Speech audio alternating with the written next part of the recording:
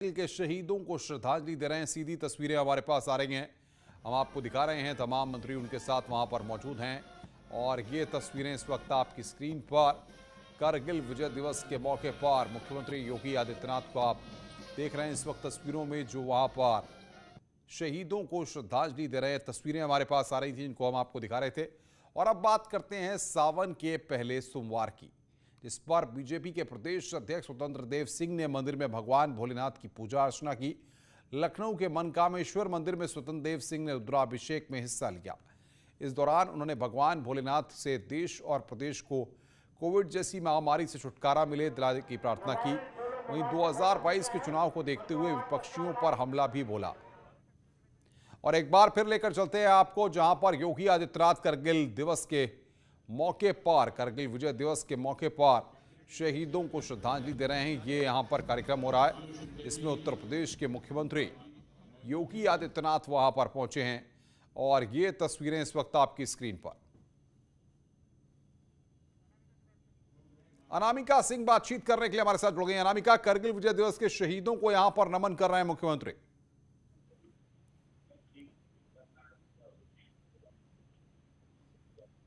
अनामिका, आपको मेरी आवाज मिल रही है? जी, अनुपम सवाल दोहराएं अपना। कारगिल विजय दिवस के शहीदों को श्रद्धांजलि देने मुख्यमंत्री पहुंचे हुए हैं। बिल्कुल अनुपम, देखिए तस्वीरें अब देख पा रहे होंगे स्क्रीन पर कि किस तरीके से मुख्यमंत्री योगी आदित्यनाथ कारगिल विजय दिवस की 22वीं वर्षगांठ के मौके पर स्मृति वाटिका जो लखनऊ में के पुराने लखनऊ में बना हुआ है, खासतौर पे परिवर्तन चौक के आगे, वहां पर मुख्यमंत्री पहुंचे हुए हैं। साथ ही आज के दिन ही शहीदों के परिवारों को सम्मानित भी किया जाएगा मुख्यमंत्री की तरफ से, उनका संबोधन भी होगा।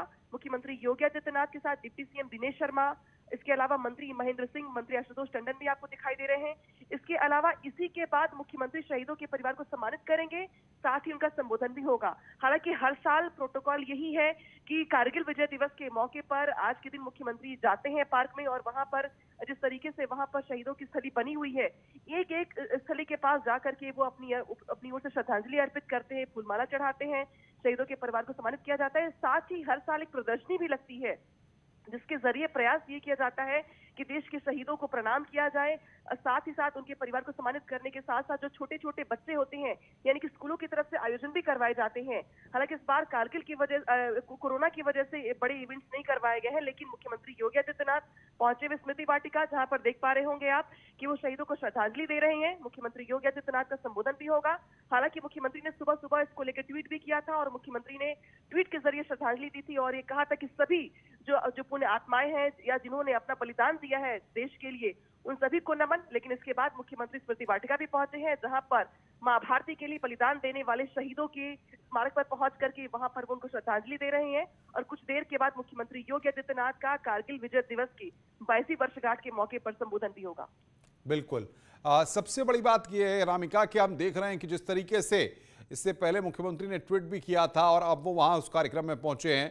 सबसे बड़ी बात यह है कि सरकार जितने भी हमारे जांबाज शहीद होते हैं उनके साथ हर वक्त खड़ी रहती है, उनके परिवार के साथ खड़ी रहती है। यही उत्तर प्रदेश में योगी आदित्यनाथ सरकार की उपलब्धि भी है। बिल्कुल, देखिए शुरू से ही अगर आप देखेंगे तो चाहे देश की सीमा पर जो लोग जिस तरीके से शहीद हो रहे हैं या जिन्होंने अपने बलिदान दिए हैं, उनके परिवार को सम्मानित करने का मामला हो या फिर उनके लिए जो मुआवजे के तौर पर राशियों का ऐलान किया जाता है या उनके नाम पर सरकार ने सड़क बनवाने तक का ऐलान किया, इसी सरकार में ये नया ऐलान किया गया कि जो भी शहीद होते हैं उनके नाम पर उनके गांव की सड़क भी की जाएगी। इसके अलावा परिवार के लोगों को 50 लाख का मुआवजा, साथ ही परिवार में एक सदस्य को नौकरी। खैर ये तो बात रही उनकी जो सरकार की तरफ से ऐलान किया गया है। बेशक जो चले गए उनकी कमी पूरी कभी नहीं की जा सकती है, लेकिन कारगिल विजय दिवस के मौके पर ऐसे ही अपने अदम्य साहस की वजह से और अपनी वीरता और बलिदान के लिए जाने जाने वाले जिस तरीके से शहीद के परिवार हैं उनको सम्मानित किया जाता है, उनका उत्साह बढ़ाया जाता है, उनका मनोबल बढ़ाया जाता है। और जिस तरीके से आप देख भी पा रहे होंगे मुख्यमंत्री योगी आदित्यनाथ हर साल, हालांकि 4 साल से मैं ये देख रही हूँ, 4 साल से आपने भी देखा होगा कि मुख्यमंत्री आज के दिन स्मृति वाटिका जरूर जाते हैं और ये उनके अलग अलग कार्यक्रमों से इतर कार्यक्रम होता है जहां पर मुख्यमंत्री का कार्यक्रम बिल्कुल तय होता है। मुख्यमंत्री यहाँ पर जाते हैं, प्रदर्शनी का अवलोकन करते हैं, शहीदों के स्मारक पर जाकर उनको पुष्प अर्पित करते हैं, श्रद्धांजलि देते हैं, उनका संबोधन होता है। और जहां तक बात रही सरकार के शहीदों के परिवार के साथ खड़े होने की, तो बेशक हमने कई मंचों पर यह देखा है कि मुख्यमंत्री योगी आदित्यनाथ खुद भी कई मौकों पर भावुक हो चुके हैं ऐसे अदम्य साहस का परिचय देने वाले शहीदों के परिवारों के सामने या वीर सपूतों को श्रद्धांजलि देते वक्त भी। और आज भी कुछ ऐसा ही हो रहा है जहां पर मुख्यमंत्री स्मृति वाटिका पहुंचे हैं और राष्ट्रगान चल रहा है। राष्ट्रगान के मौके पर सभी देख पा रहे होंगे, आपकी सरकार के मंत्री हो, मुख्यमंत्री योगी आदित्यनाथ हो, सभी मंच पर मौजूद हैं और राष्ट्रगान के बाद ही कार्यक्रम की शुरुआत होगी। हालांकि इसके पहले सबसे पहले जब मुख्यमंत्री स्मृति वाटिका पहुंचे तो उन्होंने स्थली पर जाकर के पहले नमन किया शहीदों को। उनके साथ सुरेश खन्ना भी मौजूद थे, डिप्टी सीएम दिनेश शर्मा भी मौजूद थे और खास तौर पे लखनऊ में स्मृति वाटिका उन्हीं शहीदों की याद में बनाया गया। जब आप उस पार्क में जाएंगे तो आपको ये एहसास होगा कि एक एक शहीद के स्थल पर उनका समय, उनकी तारीख, उनका जन्म, उनका निधन, सबकी तारीख बाकायदे लिखी हुई है। और आज ही की वो तारीख है जब हर साल उनके परिवारों को बुलाया जाता है, वहां पर उनको सम्मानित किया जाता है, उनके परिवार के लोगों से मुख्यमंत्री संवाद भी स्थापित करते हैं, अपनी तरफ से जो संवेदना है उनकी वो भी व्यक्त करते हैं। और आज भी कुछ ऐसा ही दिखाई दे रहा है जहां पर 22वीं वर्षगांठ के मौके पर प्रधानमंत्री हो, राष्ट्रपति हो, रक्षा मंत्री हो या खुद मुख्यमंत्री योगी आदित्यनाथ हो, सुबह सुबह पहले उन्होंने ट्वीट के जरिए उन बलिदान देने वाले शहीदों को याद किया, उनके शौर्य को सलाम किया। और इसके बाद मुख्यमंत्री स्मृति वाटिका पहुंचकर अपनी ओर से संवेदनाएं, श्रद्धांजलि अर्पित कर रहे हैं। और बेशक आज के दिन उनका जो संबोधन होता है वो काफी महत्वपूर्ण इसलिए भी हो जाता है क्योंकि मुख्यमंत्री को कई मंचों से हमने देखा है कि जब वो शहीदों की बात करते हैं तो कई बार उनका गला रुक जाता है और वो इमोशनल भी हो जाते हैं, भावुक भी हो जाते हैं। और कारगिल के जो दुर्गम पहाड़ियां हैं, फिर चाहे लद्दाख की बात करें हम या अलग अलग जगहों की बात करें, ये वो जगह है जहां पर आम लोगों का टिक पाना, रह पाना या नॉर्मल टेम्परेचर को मेंटेन कर पाना भी मुश्किल होता है। और ऐसी जगहों पर जब शूरवीर जा करके अपने परिवारों को छोड़कर देश की रक्षा के लिए अपना बलिदान देते हैं, त्याग देते हैं, तो कम से कम कारगिल विजय दिवस ऐसे मौकों के लिए ऐतिहासिक मौका होता है, ऐतिहासिक दिन होता है जब आज कारगिल विजय दिवस की 22वीं वर्षगांठ के मौके पर फिर चाहे प्रधानमंत्री हो, राष्ट्रपति हो, रक्षा मंत्री हो या मुख्यमंत्री हो अलग अलग प्रदेशों के, सभी अपनी ओर से वीर सपूतों को श्रद्धांजलि देते हैं। कुछ ऐसी तस्वीर उत्तर प्रदेश के मुख्यमंत्री योगी आदित्यनाथ की भी दिखाई दे रही है जहां पर वो लखनऊ के स्मृति वाटिका पार्क में पहुंचकर पहले उन्होंने श्रद्धांजलि दी है, इसके बाद राष्ट्रगान के बाद कार्यक्रम की शुरुआत होगी, उनका संबोधन होगा, शहीदों के परिवार के साथ उनका संवाद भी होगा और साथ ही सम्मानित भी किया जाएगा कुछ फैमिलीज को जिनको हर बार शॉल देकर या अलग अलग तरीकों से, जैसे मुख्यमंत्री उनसे बात भी करते हैं, जिस तरीके से मुआवजा दिया जाता है उसको लेके भी वो उनसे पूछते हैं और ये भी जताने का प्रयास करते हैं कि ऐसे परिवारों के साथ मुख्यमंत्री ही नहीं बल्कि पूरी सरकार हर मौके पर खड़ी है। यानी कि सिर्फ ऐसा नहीं है कि आपको मुआवजा देकर के सिर्फ और सिर्फ खाना पूर्ति कर दी गई या जो प्रोटोकॉल है वो सिर्फ वही तय कर दिया गया, नहीं, सरकार शहीदों के परिवारों के साथ हर मौके पर खड़ी है। कोई भी दिक्कत हो, कोई भी तकलीफ हो, सरकार के प्रतिनिधि हो, सरकार हो या मंत्री हो, सभी उनके लिए हर मौके पर खड़े होते हैं और इसीलिए उनकी यादों को ताजा करने के लिए या उनके बलिदान को ऐतिहासिक बनाने के लिए इसी सरकार की तरफ से ये बड़ा निर्णय किया गया कि लोक निर्माण विभाग शहीदों के उस शहीद के नाम पर उसके गांव में, उसके शहर में, उसके क्षेत्र में एक सड़क उनके नाम पर की जाएगी ताकि जन्मों जन्मों तक जब तक वो सड़क रहे तब तक उस शहीद का नाम उस कॉलोनी में, उस इलाके में, उस क्षेत्र में चलता रहे और लोग ये जान पाए कि फला जगह के एक शहीद ने देश के रक्षा के लिए अपना बलिदान दिया था। बिल्कुल बिल्कुल अनामिका, लेकिन सबसे बड़ी बात ये होती है कि आज जब हम देखते हैं कि हमारी सेना के जो जवान हैं जिनका साहस और पराक्रम, उस पर भी हमें नाज है और शायद इसीलिए कि करगिल के शहीदों को हम कभी भी नहीं भुला पाएंगे।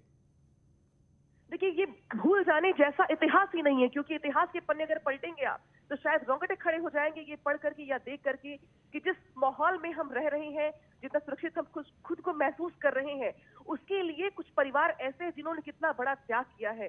वो शहीद, वो जवान जो दुर्गम पहाड़ियों में, जंगलों में, पहाड़ों पर जीरो टेम्परेचर में जाकर के वो देश की रक्षा के लिए बिल्कुल बिल्कुल अनामिका, कुछ तस्वीरें हमारे पास आ रही हैं, उन तस्वीरों को हम दिखा रहे हैं इस वक्त। इन तस्वीरों को जरा दिखाया जाए दर्शकों को फुल करके। देखिए आप इन तस्वीरों को कि किस तरीके से वहां पर शहीदों के परिवार के लोगों को वहां पर सम्मानित करते हुए उत्तर प्रदेश के मुख्यमंत्री। कीजिए, बहुत ही गर्व का पल है ये, आपके अंदर उत्साह और रोमांच भर देता है।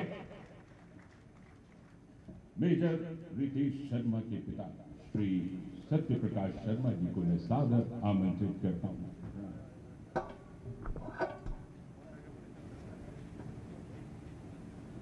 स्वागत कीजिए, ये बहुत ही गौरव के पल हैं।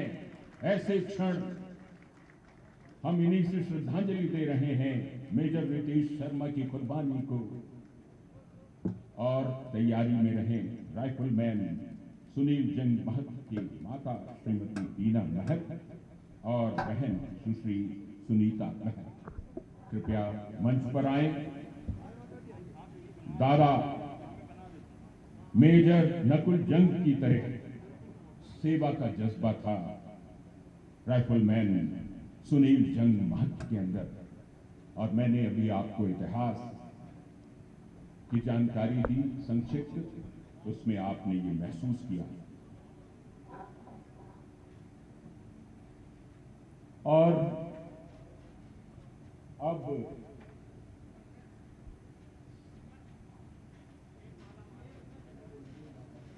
माताजी श्रीमती बीना महत जी आगे और बहन सुश्री सुनीता महत, स्वागत कीजिए करतल ध्वनि से, ऐसी कि सड़क पर भी जो लोग जा रहे हों उनको लगे कि वास्तव में एक श्रद्धांजलि का एक कार्यक्रम है और हम अपने वीरों को, अपने शहीदों का नमन करते हैं। परंपरा वो जानते हैं, उसका पालन भी करते हैं कि हमें कैसे अपने वीरों और शहीदों का सम्मान करना चाहिए, उनके परिवारों को कैसे सम्मान देना चाहिए। और अब बारी है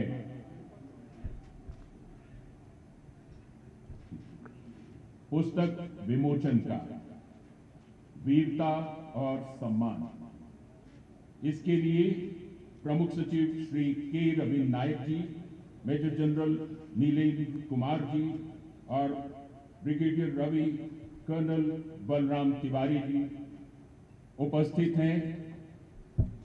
5 युद्धों, जिसमें कि सेकेंड वर्ल्ड वॉर को मिला लीजिए और 1962 का चीन से युद्ध, 1965 का पाकिस्तान से युद्ध, 1971 का पाकिस्तान से फिर युद्ध और इसके बाद में 1999 में कारगिल। इन 5 युद्धों में जिन लोगों ने विक्टोरिया क्रॉस से लेकर के परमवीर चक्र, सेना मेडल और विशिष्ट सेवा मेडल से लेकर के अशोक चक्र और नागरिक सम्मान से लेकर के सैनिक सम्मान, उनका सबका ये जिक्र किया गया है। तो ऐसे में ये बहुत ही गर्व का विषय है, एक बार करतल ध्वनि से इस परंपरा का भी सम्मान होना चाहिए। और विमोचन हुआ। अब इसके बाद हमारे वरिष्ठ कैबिनेट मंत्री श्री सुरेश खन्ना जी मंच पर मौजूद हैं, मंचासीन हैं। मैं उनसे निवेदन करता हूं कि कृपया इस अवसर पर वीरों को श्रद्धांजलि दें और अपने उद्गार व्यक्त करें।